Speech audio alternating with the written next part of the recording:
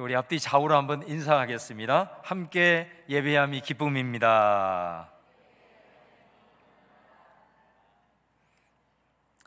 3부 예배도 별 다를 바가 없네요. 1부도 한 2번 정도 이렇게 하더니 2부도 똑같더니 3부도 앞뒤 좌우로 하면 한 3번 정도는 인사를 해야 되는데 2번 하고 끝내시는 것 같습니다. 오늘 본문 말씀으로 영과 진리로라는 제목으로 하나님의 말씀을 증거하겠습니다. 우리 인간이 어디로부터 왔느냐? 성경은 이 질문에 대한 답으로 시작합니다. 창조주 하나님으로부터 창조되었다. 우리 인간은 하나님의 형상대로 창조되었다. 이렇게 성경은 말씀하며 출발합니다. 이 말은 창조된 인간은 창조주 하나님과 뗄래야 뗄 수 없는 존재다라는 것입니다. 그래서 우리 속에는 부모님으로부터 이어오는 그런 DNA가 있지만 하나님으로부터 오는 영적 DNA도 우리 안에 있는 것을 보게 됩니다. 이것은 단지 하나님을 믿는 사람들 뿐만 아니라 믿지 않는 모든 사람들에게도 마찬가지입니다. 그래서 종교개혁을 완성했던 존 칼빈은 종교의 씨앗이라 이런 표현을 썼습니다. 인간은 세상 어느 것으로도 만족할 수 없는 그런 목마름이 있습니다. 이것은 내가 스스로 노력한다고 해서 채워질 수 있는 것이 아닙니다. 우리가 여러분 그 연어가 자신이 태어난 곳을 떠나서 이제 먼 바다에서 지내다가 마지막 때가 되면은 자기가 태어난 곳으로 다시 돌아간다 그러잖아요. 그래서 강물을 거슬러서 많은 힘든 과정을 겪으면서도 끝까지 그곳에 가서 결국은 그곳에서 알을 낳고 그곳에서 생을 마친다고 합니다. 이거를 회귀 본능이라고 하죠. 하나님으로부터 지음을 받아서 하나님의 형상을 가지고 있는 사람들은 하나님으로부터 와서 하나님으로 말미암까 하나님께로 돌아가기 때문에 우리는 사실 이 세상을 살아가면서도 하나님만이 채워줄 수 있는 그 목마름과 갈망이 우리 모든 인간들에게는 있다라는 것입니다. 그런데 성경 로마서 1장 25절 말씀해 보시면 이는 그들이 하나님의 진리를 거짓 것으로 바꾸어 피조물을 조물주보다 더 경배하고 섬김이라 주는 곧 영원히 찬송할 이시로다. 아멘. 여기 말씀해 보면 그렇기 때문에 우리 하나님의 형상으로 지음을 받은 인간은 하나님과 늘 연결이 되어 있어야 하고 또 하나님과 늘 소통하면서 살아가야 하는 존재인데 묘하게도 하나님이 아닌 다른 것들을 하나님처럼 섬기며 또 그것으로부터 자신의 목마름을 채우기 위해서 애를 쓴다라고 하는 것입니다. 사실 우리가 살아가고 있는 이 세상을 보면은 우리가 하나님을 볼 수 없도록 우리의 시선을 가리는 것들이 너무나 많습니다. 또 하나님이 아닌 것들을 하나님처럼 섬기도록 우리를 유혹하는 것들도 많습니다. 심지어 마귀 사탄은 창세기 3장에서부터 말씀을 하듯이 우리 인간을 향하여 끊임없이 속삭이는 거죠. 너도 하나님처럼 될 수 있다. 그래서 마치 우리가 하나님을 믿고 하나님을 섬기는 것이 매우 무기력하고 매우 보잘것없고 매우 연약한 증거다라고 조롱을 하는 이런 어떤 시대적인 그런 메시지들, 사상들 이런 것들로 인하여서 끊임없이 우리가 하나님과 소통하지 못하도록 하나님의 형상으로 지음을 받아서 우리 안에 있는 영적인 DNA로 주님과 소통하면서 살아가야 될 인간이 이런 것들로 인하여서 하나님과 관계가 막혀버리는 이런 상황들을 우리가 살아가고 있다는 것입니다. 그래서 사람들은 이런 것들로 인해서 하나님을 만나지 못하고 하나님과 소통하지 못하기 때문에 그 하나님을 대체하는 다른 것들을 끊임없이 찾게 되고 또 하나님으로 인하여만이 주실 수 있는 그 목마름이 해결되지 않기 때문에 다른 것들을 하나님으로 의미를 부여하면서 그것을 찾아서 목마름을 해결하기 위해서 오늘도 애를 쓰고 내일도 애를 쓰고 있다라고 하는 것이죠. 그렇기 때문에 여러분, 어떻게 보면 이 세상이 아주 과학이 발달하고 아무리 이성적인 사고가 지배하는 사회라 하더라도 종교가 끊임없이 발흥하는 이유가 바로 그런 것입니다. 하나님이 아닌 것들, 하나님을 만나지 못하기 때문에 하나님이 아닌 것들을 하나님처럼 생각하고 끊임없이 인간은 그것을 찾으려고 몸부림을 치는 증거이기 때문에 그런 것입니다. 여러분, 오늘 요한복음 4장에 우리가 봉도가 말씀을 통해 한 여인을 만나게 됩니다. 근데 그 여인은 한 사람의 여인인 동시에 어떻게 보면 우리 인간의 실존을 잘 보여주는 그런 상징적인 존재라고도 할 수 있습니다.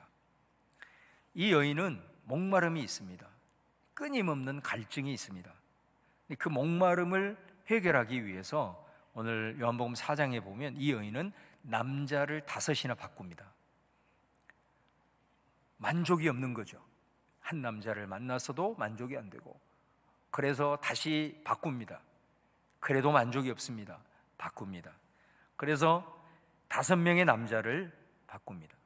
그 말은 어떤 인간의 욕망, 채울 수 없는 그 갈증이 아무리 내가 사람을 바꾸어 보고 이것도 해보고 저것도 해보고 여기에 관심이 있어, 이것이 내 목마름을 채워줄 거야 생각하면서 가져보았다가 이것도 안 되니까 또 다른 것에 올인하고 그것을 추구하다가 오늘 말씀해 보면 이 여인이 6번째 남자를 만납니다.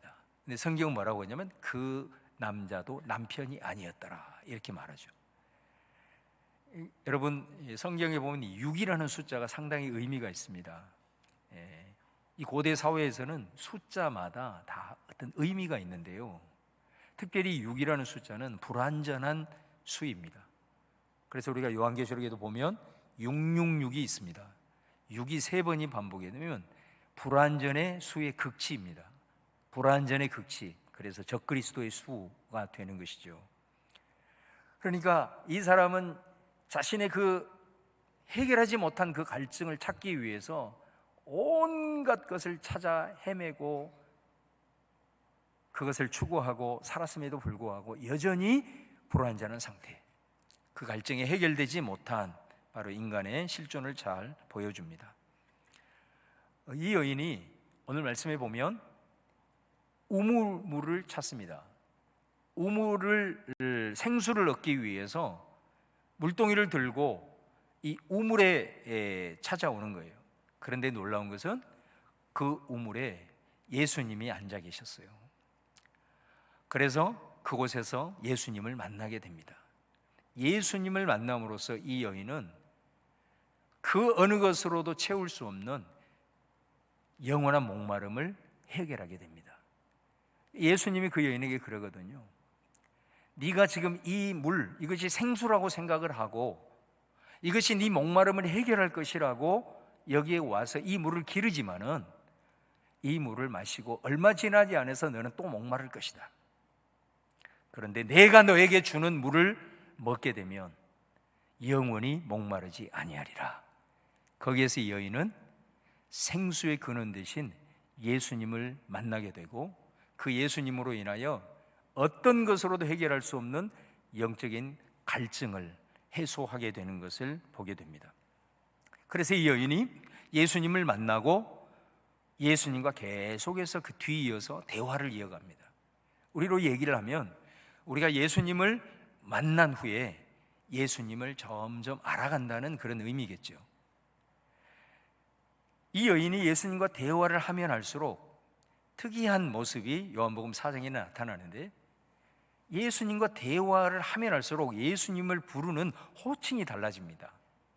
제일 처음에는 예수님에게 당신이라고 얘기합니다. 한 유대인의 남자로 예수님을 불러요.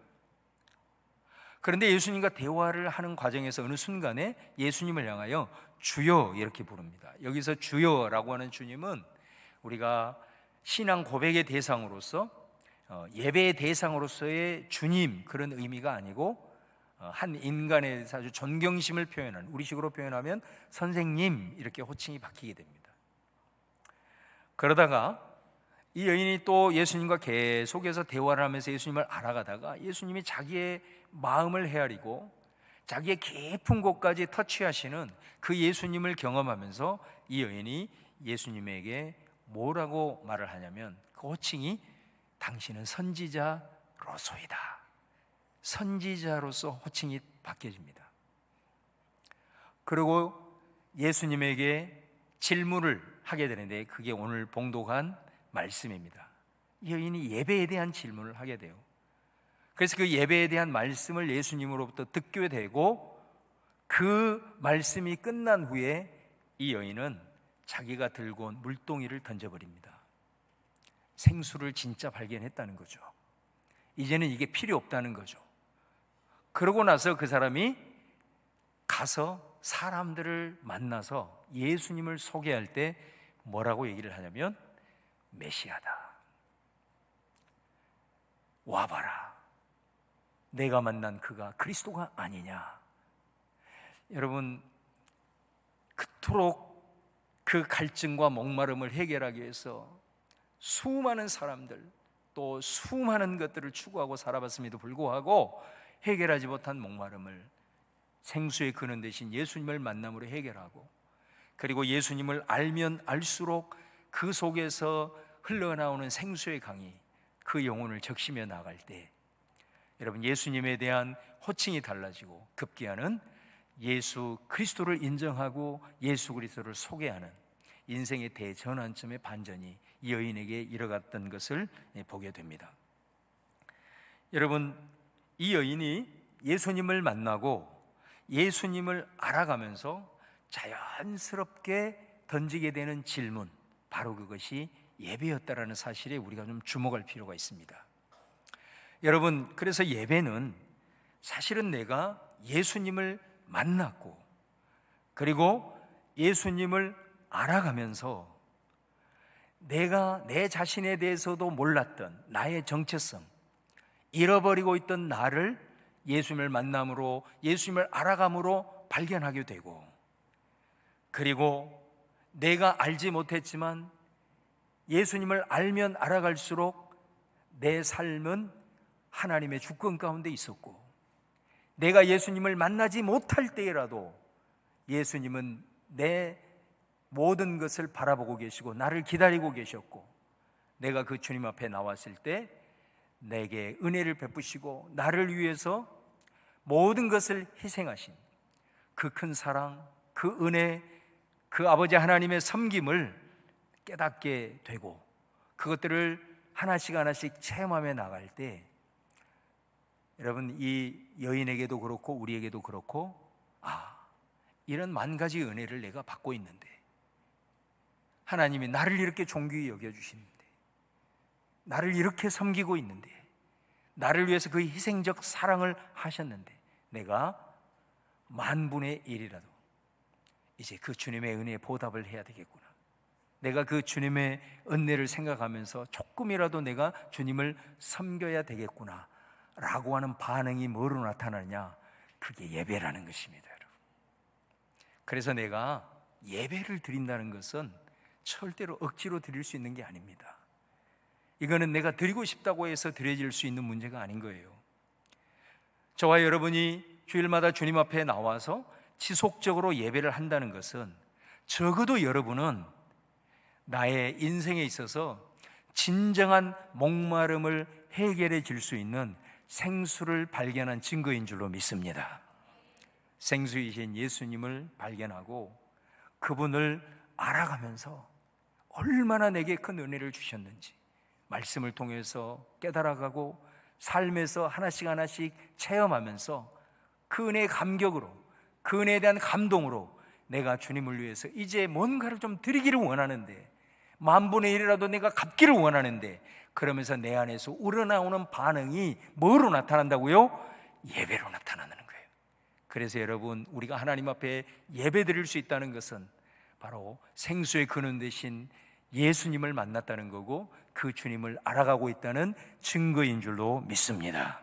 여러분, 이 여인이 주님 앞에 이렇게 반응하고 싶어서, 이제 주님을 좀 섬기고 싶어서, 예배를 드리고 싶어서 예배에 대해서 질문을 해요. 어떻게 하면 이제 주님께 내가 더 아름답게 귀하게 예배하고 싶고 반응하고 싶은데 어떻게 하면 될까요? 이 질문이거든요. 자, 그랬을 때 우리 예수님께서 그 여인의 질문에 답을 해주시는 장면이 오늘 봉독한 말씀입니다. 그 여인은 먼저 예수님에게 예배에 대해서 이렇게 질문합니다. 20절 말씀해 보시면, 우리 조상들은 이 산에서 예배하였는데 당신들의 말은 예배할 곳이 예루살렘에 있다 하더이다. 그러니까 이 여인은 예수님에게 첫 번째로 던진 질문이 뭐예요? 예배를 어디서 드려야 됩니까? 내가 주님께 반응하고 싶은데, 섬기고 싶은데, 우리 조상들은 이 그리심산, 이 성전에서 예배를 드려야 한다고 하고, 유대인들 당신들은 예루살렘 성전에서 예배를 드려야 한다고 하는데 도대체 어디에서 예배를 드려야 하나님이 기뻐 받으시는 예배로 드려질 수 있나요? 이렇게 말하고 있는 거예요. 그러니까 공통점은 뭐냐면 이 여인의 마음속에도 예배는 성전에서 드려야 되는구나, 이 생각을 기본적으로 깔고 있는 거예요. 여러분, 유대인들이 당시에 또 사마리아 사람들도 마찬가지고 예배는 어디서 이루어졌느냐? 성전에서 이루어졌죠. 왜냐하면 성전은 하나님이 계신다라고 그들은 확고하게 믿었기 때문입니다. 그래서 이 성전에 대한 질문을 한 거거든요. 그런데 우리 예수님은 이 여인의 질문에 대해서 어떻게 답을 하시냐? 21절 말씀에 보면, 예수께서 이르시되 여자여 내 말을 믿으라. 이 산에서도 말고 예루살렘에서도 말고 너희가 아버지께 예배할 때가 이르리라, 이렇게 말씀합니다. 예수님은 성전에 대해서 질문을 하고 있는 이 여인에 대해서 성전에 대한 구체적인 그 말이 옳다 그르다 그런 말을 하니 아니하고 전혀 다른 말씀을 하시죠. 예수님이 왜 이렇게 이 말씀을 하실까?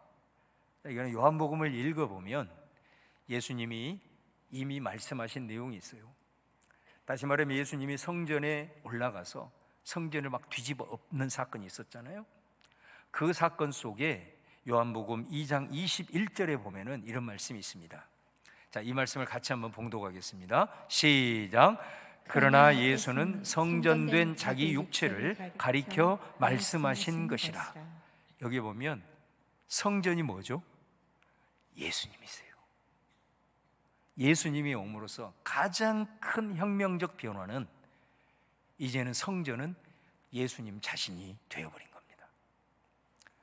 예수님이 그 성전을 뒤집어 엎으면서 사람들이 말합니다. 네가 도대체 뭐길래 이런 성전을 모독하는 이런 무모한 일을 하느냐라고 했을 때 예수님이 이 성전을 헐어라, 내가 3일 만에 일으키겠다, 그 말을 들을 때 사람들은 그 성전은 눈에 보이는 이 성전이라고 생각을 했던 거예요. 그런데 21절을 보십시오. 그 성전은 누구였는지 예수님이셨던 거예요. 그래서 성전을 허라는 것은 예수님께서 장차 온 인류의 죄를 대속하시기 위해서, 그리고 모든 영혼들이 하나님 앞에 나아갈 수 있도록 내가 십자가에 달려 죽을 것에 대한 말씀이고, 3일 만에 일으키겠다라고 하는 말씀은 죽은 지 3일 만에 내가 다시 부활할 것이다라고 하는 메시지가 되는 거예요. 그래서 여러분, 예수님이 오심으로써 이제는 성전은 뭐가 되느냐? 예수님이 되는 것입니다. 그래서 여러분, 이 여인에게 예수님이 말씀하고자 하는 것, 이 산에서도 말고 저 산에서도 말고 이제는 예배를 어떻게 드릴 수 있느냐? 어떻게 우리가 아버지께 가까이 나아가서 예배할 수 있느냐? 이제는 예수 그리스도로 말미암아, 할렐루야. 그래서 예수님의 이름으로 우리가 하나님 앞에 나아가는 거고, 예수님의 이름으로 하나님 앞에 나아가 예배를 드리게 되는 줄로 믿습니다. 그래서 요한복음 14장 6절에도 예수님이 친히 말씀하시죠.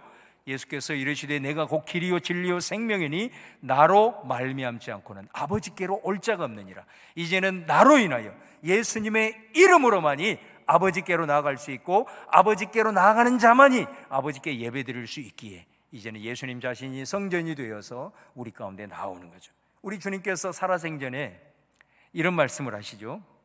마태복음 18장 20절 말씀해 보시면, 두세 사람이 내 이름으로 모인 곳에는 나도 그들 중에 있느니라, 이렇게 말씀합니다. 내 이름으로 모인 곳에 내가 함께한다. 내 이름으로 모인 곳에 하나님의 임재가 있다. 근데 내 이름으로 모인 두세 사람 이상, 다시 말하면 내 이름으로 모인 그 공동체, 그게 뭐죠?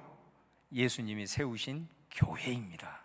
예수님으로 이름으로 모인 공동체, 바로 그곳이 교회고, 교회 가운데 우리 하나님께서 임재하여 주시고, 그곳을 통해서 공동체가 예수님의 이름으로 드리는 예배, 우리 하나님이 기뻐 받으신다라고 하는 이 새 언약의 메시지를 오늘 말씀을 통해서 우리에게 증언을 하고 있는 것이죠. 이제 우리는 예수님의 이름으로 아버지 하나님 앞에 나아가 예수님의 이름으로 하나님 앞에 예배 드리는 줄로 믿습니다. 여러분, 그러면 이제 우리가 예수님의 이름으로 하나님께 예배 드릴 때 하나님이 기뻐 받으시는 참된 예배가 뭐냐라고 했을 때 오늘 예수님은 두 가지를 권면하십니다. 첫 번째는 22절 말씀해 보시면, 너희는 알지 못하는 것을 예배하고 우리는 아는 것을 예배하노니 이는 구원이 유대인에게서 남이라, 이런 말씀을 하시죠. 여기 보면 이 사마리아 여인에게, 너희 사마리아 사람들은 하나님을 예배한다고 하지만 알지 못하는 것을 예배한다. 누구를 알지 못한다는 거죠? 하나님을 알지 못하고 예배한다, 이렇게 책망을 하십니다. 하나님께 예배를 하는데 하나님을 알지 못하고 예배를 드린다라고 책망을 하는 거예요. 여러분, 사실 우리가 안다라고 하는 것이 얼마나 중요합니까? 예배는 예수님의 이름으로 우리가 하나님을 만나고 하나님과의 인격적 교제가 이루어지는 자리일진데, 우리가 사람과의 만남도 그렇잖아요. 1대1 사람과의 만날 때 그 만남이 지속되기 위해서는 우리 서로가 상대방을 아는 것이 매우 중요합니다. 그 사람을 알면 알수록 그 사람을 이해하게 되고, 또 그 사람이 싫어하는 것이 뭔지, 그 사람이 좋아하는 것이 뭔지 알게 되니까 그런 말들을 가려하고, 또 그러면서 서로를 알게 됨으로써 더 깊이 있는 관계로 들어갈 수 있는 거예요. 공동체도 마찬가지입니다. 내가 공동체에 속해 있어요. 그 공동체의 분위기를 아는 것이 얼마나 중요합니까? 그 공동체의 분위기를 알지 못하면 내가 이 말을 했는데 그 말이 공동체 지체들에게는 이상하게 들릴 수도 있다는 거죠. 그 공동체의 분위기를 알아야만이 그 공동체에 내가 잘 젖어들 수가 있는 그런 이치입니다. 우리가 하나님을 예배하는데 하나님을 모른다, 하나님의 뜻이 뭔지도 모르고 하나님이 어떤 분인지도 제대로 알지 못하고 하나님이 기뻐하는 것도 알지 못한 채로 우리가 예배를 드린다라고 한다면 그 예배는 어떤 예배가 되겠습니까? 자기만을 위한 예배가 될 수 있어요. 우리가 하나님을 예배한다고 하지만 그 하나님을 마치 우상처럼 섬기는 예배로 변질될 수 있다라는 것을 말씀하는 거지요. 여러분, 구약에 보면 요시야 왕 때 잃어버린 율법책을 발견하게 돼요. 그러니까 모세에게 주신 그 말씀을 기록한 그 율법의 원본을 어느 순간에 잊어버린 거예요. 그리고 그 세월이 수십 년 흘러갑니다. 그래도 발견하지 못해요. 그러다가 그 성전을 청소하는 가운데 잃어버린 율법책을 발견하게 됩니다. 그리고 그 율법책을 요시야 왕 앞에서 이제 낭독을 하게 돼요. 근데 그 율법책의 내용을 듣던 요시야 왕이 갑자기 자기 왕복을 찢습니다. 그리고 그 앞에서 엎드립니다. 그러면서 무슨 일을 행합니까? 종교개혁을 단행하죠. 이게 무슨 말이죠? 그들이 율법책을 잃어버렸다고 해서 예배를 드리지 않는 게 아닙니다. 그들은 여전히 성전에서 희생제사를 드렸고 예배를 드려왔습니다. 그런데 율법책을 발견하고 그 율법책의 말씀에 근거해서 쭉 보니까 자신들이 드리는 예배는 예배가 아니었던 겁니다. 예배가 완전히 변질되어 버린 겁니다. 예배는 계속해서 드려왔는데 그 예배가 하나님의 말씀에서 너무 비껴나 버리는 예배를 드렸던 거예요. 그래서 그 말씀을 듣자 요시야는 자기의 옷을 찢고 예배의 개혁을 단행했던 것을 우리가 보게 됩니다. 사랑하는 여러분, 오늘 예수님께서 너희들이 예배를 드린다. 이 사마리아인들의 예배의 특징은 열광주의적인 예배입니다. 얼마나 뜨거운지 모릅니다. 얼마나 열정이 충만한지 모릅니다. 온갖 다른 나라의 우상들을 섬기는 신들을 예배하는 그 방식들을 전부 다 수입을 해서 일종의 혼합주의적인 예배를 드렸어요. 거의 열광적인 예배였어요. 마치 막 무당이 완전히 들어설치는 것처럼 그런 예배를 드렸음에도 불구하고 우리 주님은 말씀하는 거예요. 너희의 예배가 진리를 떠난 예배, 예배의 대상이신 하나님을 알지 못하고 드리는 변질된 예배라고 우리 주님은 말씀을 하고 계시는 거죠. 자, 그 다음에 두 번째로 우리 예수님이 유대인의 예배를 터치하십니다. 오늘 말씀에서 우리는 아는 것을 예배한다, 유대인들은 안다는 거예요. 그 말은 유대인들은 말씀을 갖고 있다는 거예요. 그리고 말씀에 대한 지식이 충만하다는 거예요. 여러분, 바리새인들 보세요. 성경의 박사들이잖아요. 모르는 게 없을 정도로 그 말씀을 잘 압니다.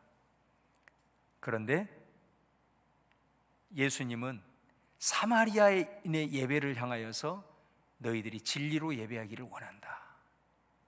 그런데 진리로 예배만이 아니라 예수님은 어떤 말씀을 하시냐면 영으로 드리는 예배를 말씀해요. 그럼 이 영으로 드리는 예배는 누구를 염두에 두고 있느냐? 유대인들의 예배를 염두에 두는 것입니다. 그들은 진리를 갖고 있는 것 같고 진리를 아는 것 같고 하나님이 어떤 분인지 아는 것 같지만 그들의 예배는 완전히 중심으로부터 마음이 떠나버린 예배, 그래서 어떤 감동도 감격도 잃어버린 예배, 예배의 형식과 틀은 있는데 영으로 완전히 메말라버린 예배를 드리고 있는 유대인의 예배를 말씀하는 거예요. 마태복음 15장 8절 말씀에 예수님이 이미 그런 말씀을 하셨죠. 이 백성이 입술로는 나를 공경하되 마음은 내게서 멀도다. 예수님이 말씀하고 있는 거예요. 그러니까 이 예루살렘 성전에 드려지는 이 예배는 예수님이 봤을 때는 마음이 떠나버린 예배, 진리는 알고 있는 것 같은데 그들 안에 주님을 향한 열망과 열정을 식어버리고 감격과 감동이 전혀 없는 냉담한 예배를 드리고 있는, 그저 형식을 따라서 습관적으로 드리고 있는 유대인의 예배에 대한 말씀이거든요. 그래서 오늘 우리 주님께서 하나님 앞에 예수님의 이름으로 모인 그 예배 공동체 가운데 우리가 들어가서 하나님 앞에 예배할 때 주님이 받으시는 참된 예배는 바로 영과 진리로 예배를 드려야 한다.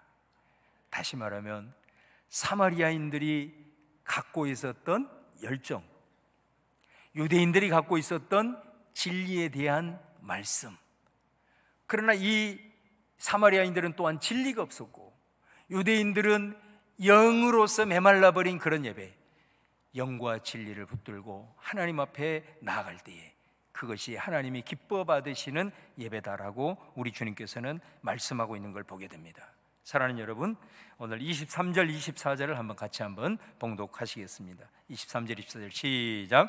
아버지께 참되게 예배하는 자들은 영과 진리로 예배할 때가 오나니 곧 이때라. 아버지께서는 자기에게 이렇게 예배하는 자들을 찾으시느니라. 하나님은 영이시니 예배하는 자가 영과 진리로 예배할지니라. 여러분, 우리가 예수님을 만났어요. 생수의 근원이신 예수님으로 내 목마름이 해결되었어요. 그리고 예수님을 알아가면서 그분이 내게 얼마만큼 나를 섬겼는지, 얼마만큼 나를 사랑했는지, 얼마만큼 큰 은혜를 주셨는지 그 감동을 가지고 우리가 주님 앞에 반응하며 예배합니다. 그런데 예배가 드려질수록 그 감동과 감격이 식어지고 있지는 않습니까?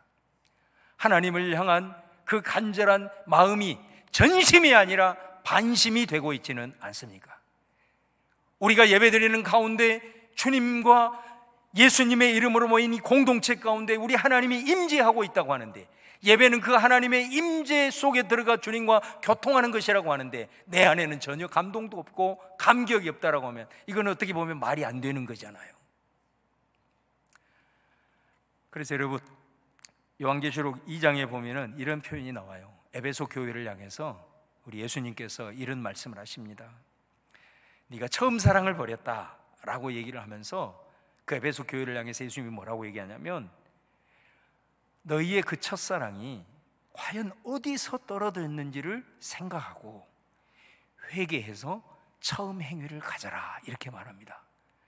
여러분 안에 주님을, 그 감격을 가지고 시작했던 예배가 열정을 잃어버리고 마음이 떠나버려서 냉담한 그런 모습으로 습관적으로만 반복되는 예배라고 한다면, 오늘 주님 말씀을 통해서 과연 내가 왜 이렇게 되었는지, 어디서 이것이 떨어졌는지를 생각할 수 있는 그런 여러분 되기를 바라고, 그 부분이 성령님의 조명하심으로 깨달으시기를 바라고, 반드시 회개하고 돌이켜서 주님의 그 첫사랑, 감격, 열정 중심으로 드리는 예배를 꼭 회복할 수 있기를 주님의 이름으로 축원합니다. 뿐만 아니라 여러분 지속적으로 주님을 말씀을 통해서 알아가시기를 바랍니다. 주님을 알아감으로 주님이 기뻐하는 그 뜻, 그 주님이 기뻐하는 예배의 모습을 우리가 올려드릴 때에, 여러분 예배를 통해서 우리 하나님은 우리에게 계속해서 생수가 되시는 그리스도로 충만하게 하시는 줄로 믿습니다. 우리는 구원받아 성령이 내 안에 계시잖아요. 근데 성경은 또 뭐라고 하냐면 성령의 충만함을 받으래요. 성령의 충만함이 있다면 성령의 소멸이 있는 겁니다. 왜 우리가 성령의 충만함을 받아야 되느냐? 그거는 구원의 문제가 아니에요. 구원의 문제를 표현할 때는 성령님의 내주, 내 안에 계신다라는 의미고요. 성경은 내 안에 계시는데 뭘 또 충만을 얘기하나? 그 충만은 그리스도인으로서 살아가는 삶에 대한 문제입니다. 여러분들이 세상에 나가서 이 세상에 또 다른 헛하는 것을 추구하면서 여전히 목말라 하고 있다면 여러분은 돌이켜 보셔야 됩니다. 예배에서 실패하고 있다는 겁니다. 하나님의 예배를 통해서 생수이신 그리스도로, 성령으로 충만하게 부어주실 때 그것을 원하십니다.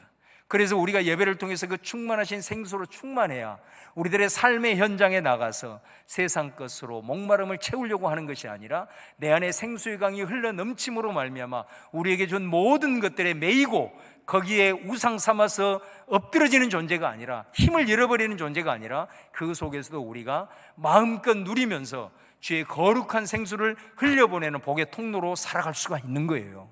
그러므로 여러분, 하나님의 말씀을 통해서 주님을 계속해서 알아가십시오.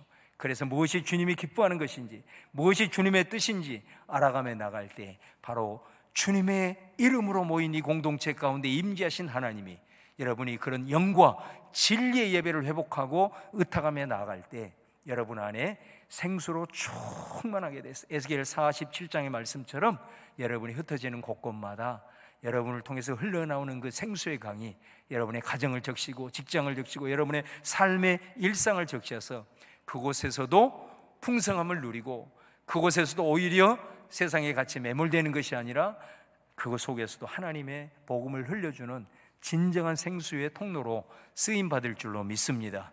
그런 은혜의 역사가 여러분 가운데 있는 우리 본향의 모든 예배자들 될 수 있기를 주님의 이름으로 축원합니다. 우리 함께 오늘 말씀을 생각하며 우리 같이 이 찬양 기도하는 마음으로 올려드리면서 나가도록 하겠습니다. 주를 위한 이곳에 찬양합니다.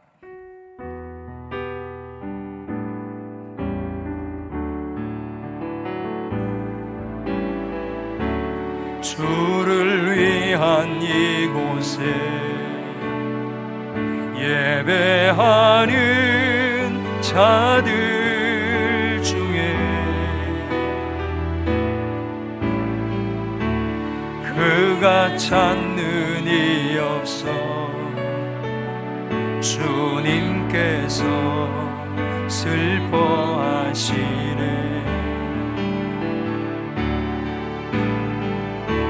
주님이 찾으시는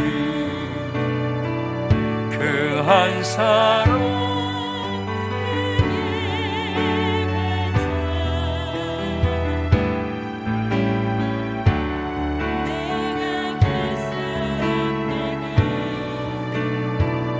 간절히 주께 예배하네. 주 은혜로 이곳에 서 있는 주 임재에 엎드려 절하네. 그 난 필요 없네. 주님만 경배해. 주 은혜로 이곳에 서 있네. 주 임재에 엎드려 절하네.